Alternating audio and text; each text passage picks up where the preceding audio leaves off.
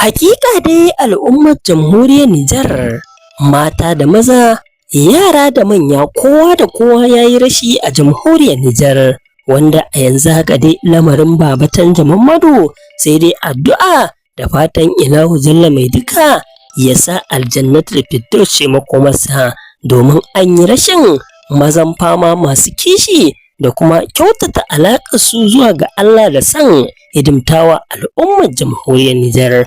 Wani faifan bidiyo da muke ɗauke da shi cike da rissanawa da kuma kyautatawa da kuma san hidimtawa al'umma cike da tsarkake niyya da kuma nuna gudun duniya da Baba Tanja Muhammadu ya bayyana a cikin wannan faifan bidiyo. Kai dai kawai mai sauraro gyara zama ka biyo mu a sannu a hankali daki dalla domin jin takaitaccen bayanin Baba Tanja Muhammadu kafin rasuwarsa. Fatan mu dai Allah ya tishe mu alkhairi, Allah ya mana gamdakatar.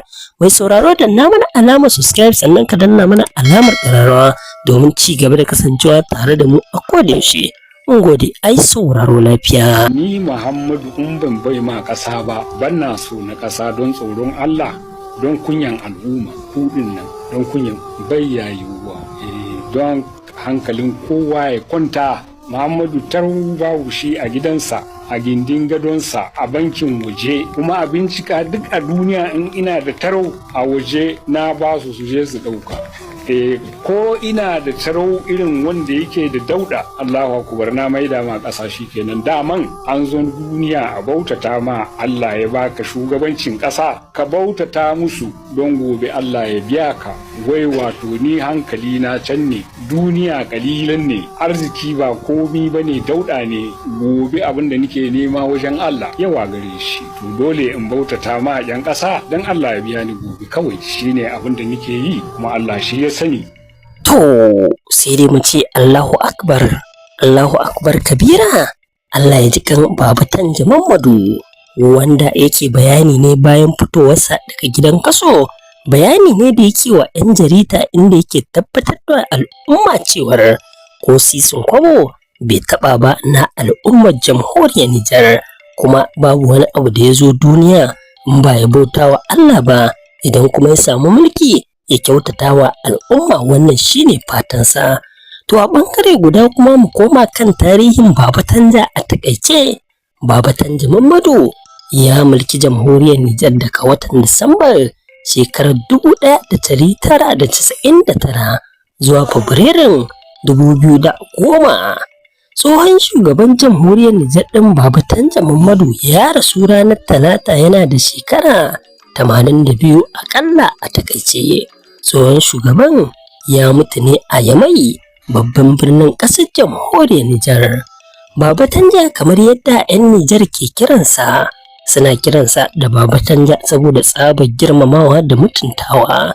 Tsohon soja ne kuma yana cikin rukunin sojojin da suka yi juyin mulki a shekarar 1974. Wannan dai shine takaitaccen tarihin Baba Tanja Muhammadu. Fatan mu dai Allah ya tashe mu alkhairi, Allah ya mana gamdakatar, Allah ya ci gaba da haɗa mu da shugabanni irin su Baba Tanja, masu kishi, masu kyautatawa da kuma san su zauna lafiya tare da al'ummar su kyautata kuma su hidimta wa al'umma, sannan su yi kyauta, su yi sadaka, sannan kuma su yi ibada, su kyautata alaƙar su zuwa ga Allah kamar yadda kuka ji dai jawabin Baba Tanjan.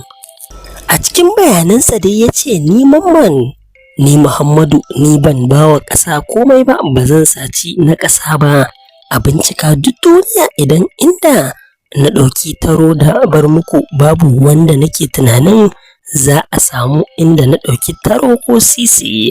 Arziki ba komai ba ne, dauɗa ce kamar yadda Baba Tanjan ya bayyana. Mun zo duniya ne don mu bauta wa Allah, idan kuma ya ba mu mulki mu bautata wa 'yan ƙasa don Allah ya biya ni bayan na rasu a yanzu haka. Sai dai fatan Ilahu Jalla mai duka da ya ji kan Baba Tanjan ya kuma gafarta masa, isa aljannatul firdaus ce makomarsa. Wa'annan kalamai na Baba Tanja Allah ya sa Allah ya dube su ya kuma yi masa kitkuici da aljannatul firdaus. Mai sauraro, muna godiya da kasancewarka a cikin wannan tasha ta mai albarka. sai dai za mu so mu ji tsokacinka, comment ɗinka ko wani rahoto da kake ɗauke da shi ta wannan lambar WhatsApp ɗin tamu kamar yadda kake gani. Haka zalika idan wannan shine farkon kasancewarka a cikin wannan tasha tamu mai albarka, danna mana alamar subscribe sannan ka danna mana alamar ƙararrawa domin ci gaba da kasancewa tare da mu a kodayaushe.